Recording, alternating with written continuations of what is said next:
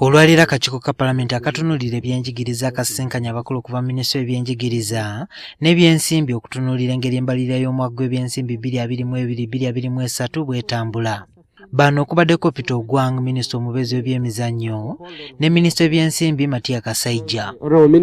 Abakulu okuva mu Minisitule y'ebyenjigiriza balaze obwerariikirivu nti ssente zaabwe mu mbalirira y'omwaka gw'ensimbi zaasalibwa era nga kino kigenda kukosa emirimu.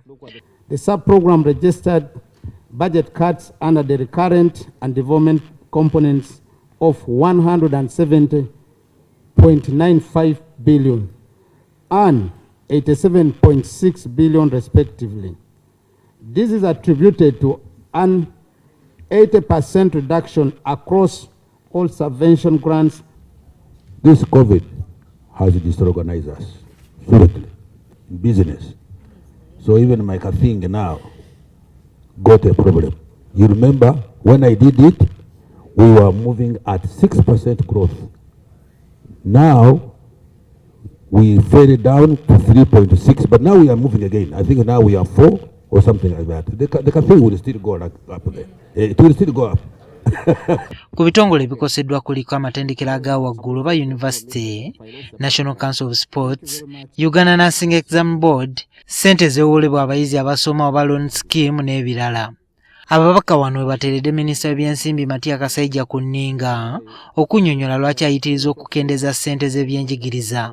Nti ekyokulabirako tulina Higher Education Student Financing Board abaana already bali mu masomero. Babasaze kubajja ku 27 billion to almost 5 billion. Kati n'oyo weebuuza abaana bali masomero bagenda kukola ki?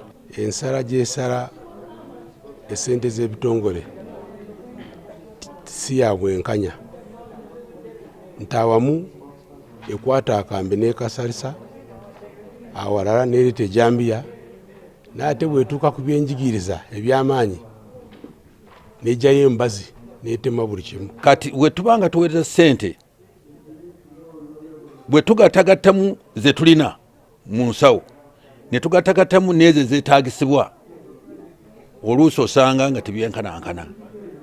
Essente zetwagala ze tulina bwe ziba ntono kati ne tutandika okusala essente zetukolaki zetufulumya. Wabula Kasaija agamba nti ebyenfuna bwe binaaba biteredde ajja kuddamu atunuulira engeri ebyenjigiriza gye biyinza okwongerwa ssente. Ebyokusoma tebiringa byakuzimba. Tojja kutabula omusenyi ozimbeko amataffaali okome, bw'onaafune ssente oddemu oggule ozimbe. Ebyokusoma bw'oba tobikoze wamu kinaasinzira mwana w'omusiraamu oli bumaali. Bw'anajja nga bwe tukipulaninze tujja kubawa ssente ate mulimu gwaffe gwa kuba bitongole ssente zigenda zikole pulaani zaabwe zetwakkirizganyiza nazo. Ab'ebyenjigiriza bagamba nti ebitongole bisaliddwako ssente ku buli ssente ze baasaba babawaddeko ebitundu 2 ku buli 100 byokka. Jumakiriya, NTV ku ssaawa emu.